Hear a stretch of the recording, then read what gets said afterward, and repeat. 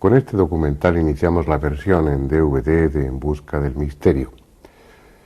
Una serie para algunos de ustedes conocida, otros habrán oído hablar de ella y para muchos será una novedad. Se trata de una serie que tiene ya unos cuantos años, pero que se puede considerar como ambiciosa, hecha con una gran ilusión. Un equipo de 11 personas con 2 toneladas de material técnico recorrimos 90.000 kilómetros con solo un objetivo: ir en busca del misterio. Fueron meses intensos, repletos de anécdotas y de incidencias no siempre agradables, pero en buena medida cumplimos nuestro objetivo y pudimos ofrecer imágenes, en muchas ocasiones inéditas, que hasta entonces nunca se habían filmado. Quisiera aprovechar esta introducción para rendir un homenaje a Jorge Herrero, el que era director de fotografía de esta serie y que ya no está con nosotros. Era un magnífico profesional y una extraordinaria persona, y todos le echamos de menos. Desde aquí le dedico, allá donde esté, esta nueva versión de En busca del misterio. Aunque ahora se la ofrecemos en DVD, la serie fue rodada con cámaras de cine de 35 milímetros, lo que da a la imagen una textura a la que tal vez no estén acostumbrados, pero sigue siendo una filmación excelente. Este primer programa está dedicado a la soga del muerto, la liana de los espíritus, conocida también como la ayahuasca, una planta alucinógena que despierta en la mente extraordinarias capacidades. Desde la primera vez que rodé documentales en América hace más de 25 años, tenía interés en entrar en contacto con un ayahuasquero, con un chamán especializado en ceremonias y el consumo de la ayahuasca. Y no fue posible. Fue después de muchos años cuando el azar o el destino permitió que Juan José Benítez y yo entráramos en contacto con una secta que consumía colectivamente la ayahuasca. Y Juanjo, el auténtico protagonista de este capítulo, pudo experimentar en sí mismo cuáles son las capacidades, los poderes que en la mente despierta ese poderoso alucinógeno, la ayahuasca. Todo lo que van a ver es auténtico, porque lo que nos planteamos en esa serie es que ustedes, los espectadores, fueran testigos directos de lo que estaba sucediendo sin ninguna alteración más allá de las que exige el montaje. Y sin más, les dejo con la soga del muerto.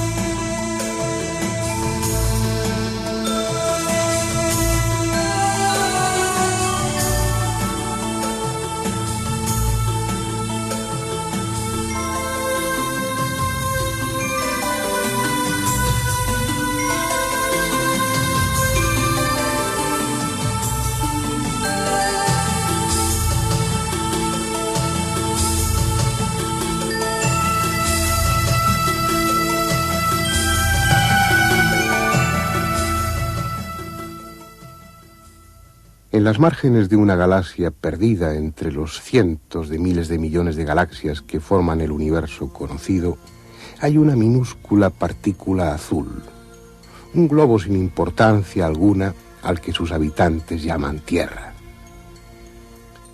Las circunstancias hicieron del pequeño planeta un lugar privilegiado. Lentos procesos que requirieron muchos millones de años le dotaron de un material precioso, el oxígeno. Y gracias a él surgió la vida, y esa vida, estructurándose en formas cada vez más complejas, culminó con la creación de una entidad biológica inteligente que se bautizó a sí misma con el nombre de humanidad. Sin embargo, es probable que no fuera un buen negocio para el planeta azul dar ocasión a que tal especie surgiera, porque en su crecimiento incontrolado está poniendo en peligro su propia existencia y la de todos los seres vivos que con ella comparten el planeta. Ha puesto en marcha procesos cuyo alcance no puede ahora controlar. Algunos podrían provocar el fin de forma rápida y violenta. Otros siguen un camino lento pero inexorable, como el que concierne al aire mismo que respira. Con sus aviones, automóviles y fábricas, el hombre quema 40 o 50 millones de toneladas de oxígeno cada año, pero nada hace por compensar esa pérdida. Las diatomeas de los océanos fabrican el 70% del preciado oxígeno, pero el hombre está acabando con ellas al contaminar las aguas y cubrir los mares con una delgada película de hidrocarburos. El 30% restante del oxígeno lo fabrican las plantas, fundamentalmente los árboles, pero el hombre, en su constante huida hacia adelante, ha destruido los bosques y lleva camino de convertir la tierra en un desierto. Solo quedan masas boscosas en 3 o 4 zonas del planeta y también parecen condenadas a desaparecer. La más extensa, la de la cuenca amazónica, está siendo talada o quemada con tal prisa que en pocas décadas habrá desaparecido por completo. Aunque los principales responsables, multinacionales y gobiernos, continúan llevando a cabo con estúpida contumacia esa destrucción para tener acceso fácil a los recursos del subsuelo, empiezan a surgir voces que denuncian esa salvaje irresponsabilidad. Ecologistas, biólogos y grupos organizados que proponen alternativas racionales para explotar la selva sin necesidad de destruirla.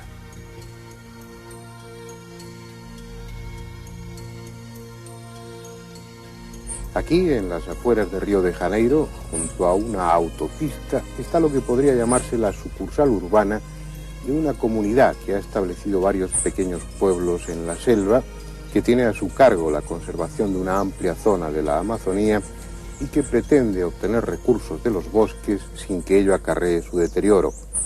Esa es una de las 2 razones fundamentales que dan cohesión a este grupo, a esta comunidad. De la otra razón les hablaré después. Paulo, ¿qué dimensiones tiene esta reserva en la Amazonía? Esta reserva tiene la área de 560.000 hectáreas, como 4 veces el tamaño de la Dinamarca. Será ocupada con 7 comunidades extrativistas, con 85 familias cada comunidad y 2 áreas de preservación ecológica. ¿Okay? Creo que tiene un problema grave de incendios en la Amazonía. No es mucho más que un problema, es una catástrofe de proporciones inimaginables. La Amazonía es el lugar de mayor biodiversidad en el planeta Tierra, el sitio donde es la concentración de especies es espantosa. Estos sitios preciosísimos están siendo quemados como un campo de fútbol por minuto. Un campo de fútbol por minuto están siendo completamente destruidos en la Amazonia. Creo que el satélite Meteosat dio una información importante el año pasado. Sí, el año pasado hubo 2 informaciones muy importantes. Una fue del satélite que detectó 170.000 puntos de fuego en la Amazonia. Y la otra fue una fotografía tirada por astronautas de la Discovery, que fotografaron una nube de fumaza cubriendo 2 millones de kilómetros cuadrados en la Amazonia. ¿Entiendes? Fuegos provocados. Fuegos provocados criminosamente, en nombre del progreso, en nombre del desenvolvimiento que eso apenas está trayendo la destrucción del último gran pedazo de selva en el mundo. Y nosotros que somos el pueblo de la selva, tenemos las soluciones. ¿Cuáles son esas soluciones? ¿Qué hace la reserva de Mapiá? La solución para ser real, legítima, tiene que atender 3 niveles. El nivel ecológico, el nivel social y el nivel económico. Entonces, si podemos vivir de la forma extractiva, donde colhemos el producto de la selva sin destruir una única árbol. ¿Eso significa extractiva? Sí. No lastimar la naturaleza. Absolutamente, ¿entiendes? Y tener productos como óleos vegetales, gomas, castañas, perfumes, tés, as más de 200 productos que se puede sacar de la selva sin destruirla y proteger su fauna también. Eso es lo que estáis haciendo ahora en Mapiá. Estamos empezando a hacer porque recibimos esta tierra del gobierno brasileño como a cerca de 3 a 4 meses, ¿entiendes? ¿Cuántas familias viven en la reserva? ¿Y son indígenas todas ellas? Somos cerca de 6.000 a 7.000 personas. Nós somos descendentes de antiguos inmigrantes europeos que fueron para la selva para hacer el trabajo de la seringueira, que es coger la goma de los árboles. La otra razón que mantiene unido a este grupo de personas es esta liana, la ayahuasca, una palabra quechua que puede traducirse por la soga del muerto o la liana de los espíritus. Una liana, una planta utilizada por todos los hechiceros de la selva amazónica, la más fuerte, la más poderosa y la más temida de las plantas que los chamanes tienen a su alcance. Recibe diferentes nombres según la zona del Amazonas en la que se encuentre, pero para los botánicos tiene uno, Banisterium caapi, una planta, una malpigiácea no bien conocida en sus componentes, rica en alcaloides que actúan directamente sobre el cerebro, produciendo unas consecuencias sorprendentes. Uno de esos alcaloides, aislado en la Universidad de Harvard, recibió el nombre de telepatina precisamente por eso, por su poder de despertar en la mente del hombre la capacidad telepática. Pero son otras muchas sus cualidades, son otros muchos sus efectos. Permite alcanzar otros niveles de conciencia, permite comunicarse con otras esferas, con otro mundo, con el mundo de los espíritus, permite proyectarse astralmente, favorece la clarividencia. Al fin y al cabo es lo que se cuenta de ella, y después lo comprobaremos. Pero ahora voy a explicarles por qué esta liana tiene relación con la comunidad. Es una historia que empieza hace casi 60 años. Por entonces, Raimundo Ireneo Serra, un bracero encargado de abrir camino en la selva para que los topógrafos realizasen su labor, tuvo una extraña experiencia. Se encontraban en la zona de Brasil que linda con Perú y con Bolivia, formando parte de una comisión gubernamental encargada precisamente de delimitar las fronteras con esos países. Y estando en ese lugar y en ese tiempo, recibió la ayahuasca de manos de los indios peruanos. La consumió y en su trance vio a una mujer de resplandeciente belleza que dijo ser la reina de la floresta y que él identificó con la Virgen de la Concepción. En sucesivos trances, siempre bajo el efecto de la ayahuasca, Raimundo volvió a tener encuentros con aquella dama que le fue instruyendo y le encomendó la misión de crear un grupo, un movimiento encargado de la defensa de la selva, de la naturaleza, y en el que sus miembros consumiesen periódicamente la ayahuasca para así alcanzar un mejor conocimiento de sí mismos y una mayor integración con la naturaleza y con el cosmos. En definitiva, puso en marcha una especie de religión con dos aspectos fundamentales: la defensa de la vida natural y la ingestión en grupo de la ayahuasca como medio para ponerse en contacto con la divinidad. Sin unas reglas demasiado precisas y con ceremonias marcadas por el sincretismo en las que se mezcla lo indígena, lo africano y lo cristiano, los miembros del Alto Santo, que es como se llama esta comunidad, se reúnen periódicamente para consumir el Santo Daime, nombre que ellos dan a la ayahuasca por indicación de aquella visión, y la toman mezclada con las hojas de esta otra planta, la Cichotria viridis, también rica en alcaloides que actúan sobre el cerebro. Juntas se potencian sus efectos y constituyen una especie de mezcla explosiva que coloca a aquel que la toma en las fronteras de otro mundo, en los límites de otra realidad que es inalcanzable por los sentidos ordinarios. Para su preparación, la liana, una vez troceada, es machacada con mazos de madera hasta deshacerla. Después se coloca en grandes recipientes, alternando una capa de ayahuasca con otra de hojas de cichotria, y se le añade agua. Durante largas horas el fuego permanecerá encendido. La mezcla ha de cocer hasta que los 60 litros iniciales de agua contenidos en cada perol se queden reducidos a 20 de un líquido espeso y oscuro. Cuando se enfríe, podrá ya ser tomado o conservarse para otra ocasión, porque mantiene sus propiedades durante años, a condición de que el recipiente esté herméticamente cerrado y no contenga aire, para impedir así su fermentación.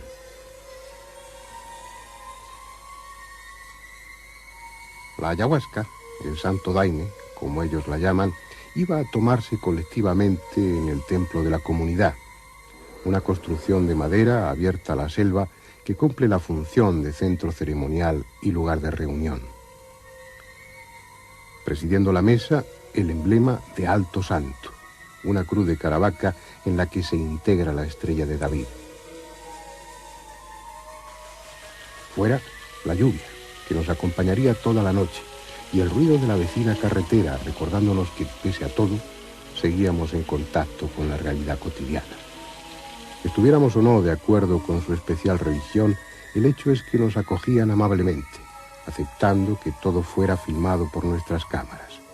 En consecuencia, asumimos sus reglas y en todo momento tratamos de integrarnos en el grupo, haciendo lo que los demás hacían.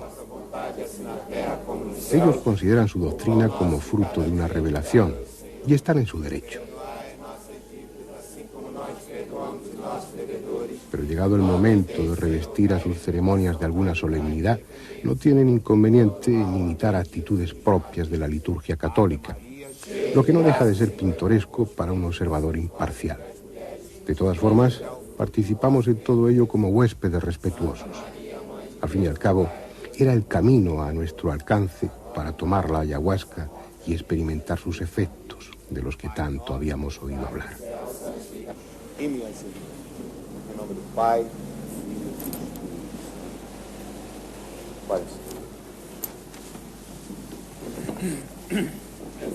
Aquel líquido espeso, amargo como la hiel, era la llave que todos los chamanes de la selva utilizan para abrir su conciencia. Pero en modo alguno puede decirse que sus primeros efectos sean placenteros.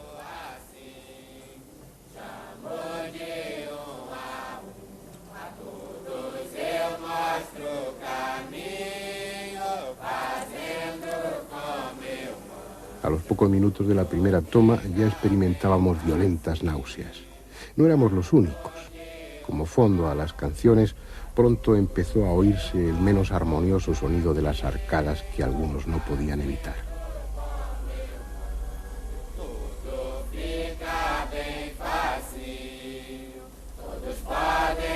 Eran 3 tomas separadas por 40 o 45 minutos, con breves pausas de silencio para enseguida continuar con los cánticos, un elemento primordial en la ceremonia. Son canciones doctrinarias en las que se recoge la enseñanza del santo daime, la filosofía de esta nueva religión. En sus letras hay de todo, pero fundamentalmente se ensalza la naturaleza, el pacifismo, la armonía, con continuas referencias al Padre, a la Virgen, a Jesús y al santo daime. Suenan a himno dominical y a canción de excursionistas, pero bajo su aparente ingenuidad ocultan una carga tendenciosa considerable y conducen el efecto de la ayahuasca en los participantes por el camino conveniente. Para nosotros eran más un estorbo que una ayuda.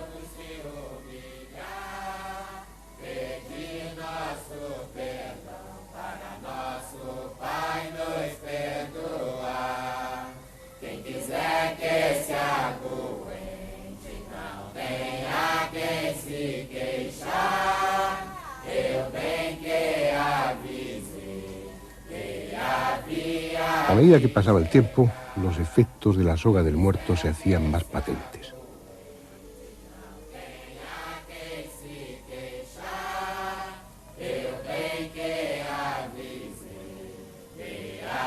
Las náuseas eran más tolerables y ante los ojos cerrados se formaban imágenes abstractas llenas de colorido, pero desconcertantemente vivas, dotadas de intención. Eran los sentimientos que tomaban forma. Unas veces como agudas espinas, otras como tejidos palpitantes de color anaranjado y consistencia de terciopelo. También el oído se hacía hipersensible hasta el punto de que aquellas atroces canciones eran percibidas como una agresión, despertando tal rechazo que era preciso hacer un esfuerzo para no pedir silencio a voces. Empezaba a sentirme francamente a disgusto en aquel ambiente. Por otra parte, mi razón se enfrentaba a los efectos psíquicos de la ayahuasca, que ya se hacían notar. Intuía que en unos instantes perdería el control de los pensamientos. No había angustia alguna, Simplemente era cuestión de elegir entre resistir o abandonarse al santo daime. Experimentaba un profundo rechazo hacia Paolo, el oficiante de aquella ceremonia, y todo lo que él representaba. No quería seguir y no seguir. El que sí siguió fue Juanjo. Él había decidido llevar a cabo varios experimentos bajo el efecto de la ayahuasca, y los que conocemos bien al periodista navarro sabemos que es tan curioso como tenaz. Ni el ambiente tendencioso, ni las irritantes canciones fueron suficiente obstáculo para impedirle lograr su objetivo. Debo aclarar que, en primer lugar, esta experiencia ha tenido un carácter puramente de curiosidad periodística, por lo menos en mi caso. Creo que merecía la pena, y aunque la primera hora y media, prácticamente las 2 primeras horas, resultaron muy desagradables, muy violentas, la primera toma yo sentí como se me rompía algo dentro, era una sensación profundamente amarga, como si el estómago se revelara. La segunda toma de esta sustancia, de esta hierba, fue algo más pacífica en su ingesta. Sin embargo, empezaron los síntomas más claros de vómitos, de náuseas, una situación tremendamente dolorosa, muy difícil, que yo pensé que iba a terminar con la experiencia. Supongo que por un cierto esfuerzo mental pude resistir, tomé la tercera toma y empezó a obrarse un extraño milagro. Ese malestar general, esa situación de frío interior, de situación de confusión, de dolor permanente de estómago y de un curioso pinzamiento en la parte central entre los ojos, de calor, de fuego a cada una de las tomas, le sucedió algo muy difícil de explicar, pero muy apacible, una sensación de salir del cuerpo, de algo que en los términos esotéricos y paranormales es muy bien conocido como viaje quizás astral, como proyección astral. Y en esa situación, en esa negrura, en ese vuelo increíble, apasionante, lleno absolutamente de libertad, sin peso, de repente descubro las costas de la península ibérica, con las luces en esa noche, supongo que de Lisboa, identifico las márgenes iluminadas del Tajo, desciendo de nivel como si fuera un pájaro a una enorme velocidad y me sitúo en el centro de España y voy volando hacia el norte porque unas horas antes de la realización de esta experiencia yo había tenido la precaución, quizás dentro del pragmatismo que creo que me identifica bastante en estos experimentos, de llamar telefónicamente a una persona para que en esa noche justo de la toma de la ayahuasca, esta persona en casa colocara en una determinada habitación en el suelo un objeto que yo no debía conocer hasta después de realizada la experiencia. Ante mi sorpresa, sin ningún esfuerzo, yo atravieso el cristal del portal, atravieso las paredes, me sitúo ante la puerta y incluso durante unos segundos, si es que en ese estado especial de conciencia el tiempo cuenta, yo me detengo ante la puerta y disfruto del espectáculo de reconocer la puerta de la persona que yo quiero.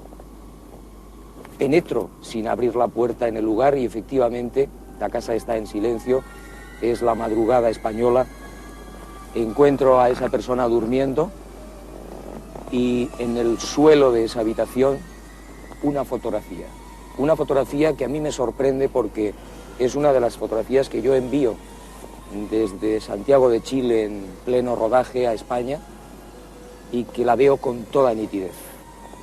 Y esa persona, ante su sorpresa, ante su asombro, me dice que en efecto es una de las fotografías que yo he enviado en pleno rodaje a España. Continúa la experiencia y, digamos, en cooperación con uno de los compañeros del rodaje, yo paso, entre comillas, en ese vuelo maravilloso, fascinante, ingrávido, casi de cristal por Madrid, penetro en una casa que jamás he visto, que nunca he conocido, y descubro en las paredes, en la casa, una serie de cosas que yo ignoraba en absoluto y que después a ese compañero del rodaje yo transmito cuando se ha terminado la experiencia y este hombre ratifica plenamente que efectivamente esas cosas están ahí. Hablo con unas personas que tampoco conozco, que le describo a este compañero de la filmación y efectivamente son así. Y por último, dentro de estas experiencias absolutamente increíbles, alucinantes, yo tenía un deseo personal, muy íntimo. Yo he escrito bastante y tengo una gran afinidad por Jesús de Nazaret. Me había propuesto antes de la toma de la ayahuasca, si fuera posible, ver a Jesús de Nazaret. Yo me lo imagino, por supuesto, de una manera, pero quería tener una cierta gracia de ver a este maravilloso personaje.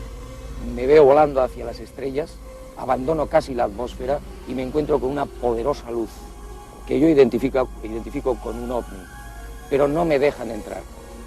Quedo detenido a una cierta distancia de esa poderosísima luz, brillante como un arco voltaico, y empieza a descender, a salir de ese lugar una cadena de personas, de personajes, que casi no me da tiempo a identificar.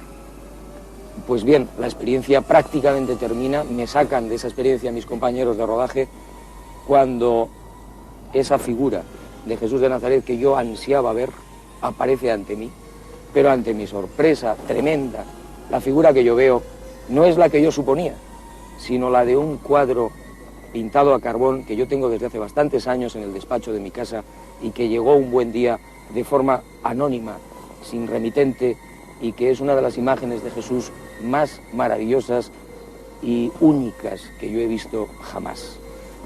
Puedo decir, por supuesto, y en conclusión, que el viaje, entre comillas, de la ayahuasca fue perfecto, maravilloso, concreto, digamos que con pruebas fidedignas y objetivas. A pesar de eso, yo creo que hay otros procedimientos, y estoy hablando a título personal, creo que hay otros sistemas, otros procedimientos más limpios, más naturales, para realizar este tipo de experiencias de apertura de conciencia y de viaje por los universos. El experimento realizado por Juanjo permitió demostrar que la proyección astral, como se denomina en términos paranormales, es posible y se había producido en este caso. Ya fuera un fenómeno de evidencia que su inconsciente dramatizó como un viaje, o porque viajara realmente, porque su conciencia se trasladara a miles de kilómetros en unos instantes, lo cierto es que bajo el efecto de la ayahuasca supo lo que en condiciones normales no podía saber. Esto es, qué objeto se había depositado en una habitación de una casa en el País Vasco, en otro continente. Además, durante la realización de ese viaje, Juanjo visitó una casa que hasta ese momento desconocía, no había estado físicamente nunca en ella, y vio a una persona que igualmente no había conocido hasta ese momento. Casa y persona que luego describió minuciosamente y que fueron identificados sin lugar a dudas por uno de los miembros del equipo que era el que le había encargado esa parte del experimento. Por lo que se refiere a esa contemplación de Jesús, nada podemos decir puesto que no hay forma de verificarlo objetivamente, pero sí quedó claro, al menos a nuestro juicio, que efectivamente la ingestión de ayahuasca produce en el cerebro capacidades que en condiciones normales no tiene o que están aletargadas. La cuestión es si, como decía Juanjo al final del relato de su experiencia, si es conveniente o no la ingestión de la ayahuasca, de alguna sustancia para alcanzar esos estados de apertura de conciencia, por llamarlo de alguna manera. Hay otras vías que ciertamente implican sacrificio, esfuerzo, dedicación, pero que se compensan con eso, que son experiencias realizadas limpiamente. El que personas que no han alcanzado la madurez o el equilibrio necesario deban tomar la ayahuasca para tener experiencias de este tipo es algo que debe decidir cada uno. Y es ese el aspecto, o mejor uno de los aspectos, que menos atractivos resultan de la comunidad del Alto Santo. No se tiene en cuenta el estado psicofísico de quienes toman la ayahuasca. Incluso los mismos niños, hijos de los miembros del grupo, son inducidos a tomarla. Y es evidente que las consecuencias son en su mayoría aún desconocidas.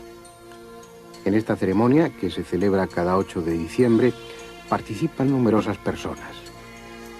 Tal vez con una intención loable, todas ellas tomarán el santo daime, esa mezcla de ayahuasca y sichotria, y lo harán ciegamente, sin saber los efectos inmediatos y futuros, sentándose a lomos de un caballo que tal vez camine por senderos distintos a los que el jinete pretende.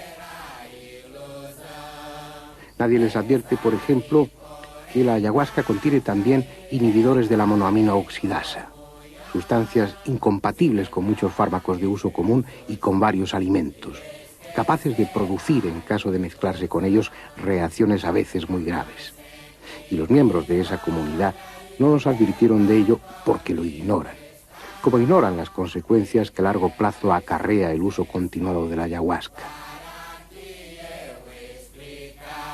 Uniformados, cantando en coro canciones menos ingenuas de lo que parecen y asumiendo el liderazgo de personas que tal vez no respondan a intereses totalmente altruistas y, sobre todo, ingiriendo la ayahuasca de forma condicionada por los fines presuntamente elevados de la comunidad, las gentes de Alto Santo no resultan envidiables para quienes somos simples observadores. Hay otras formas de defender la naturaleza y otros medios para propiciar una apertura de conciencia.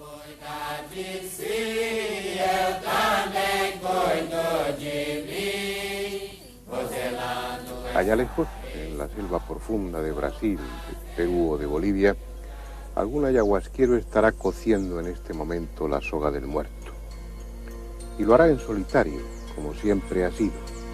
Antes se habrá preparado concienzudamente, habrá guardado días de ayuno y habrá meditado sin prisa sobre cuál es el objetivo para el que esta vez toma la ayahuasca.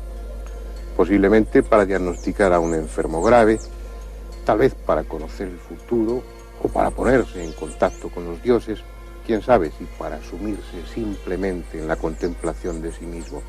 Pero lo hará libremente, conscientemente, responsablemente, sin arrastrar a nadie en su camino y sin dejarse llevar por otro interés que el que su condición de chamán le impone.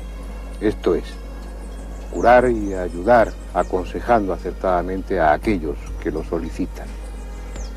Aquí, en este lugar, en esta comunidad, todo es distinto.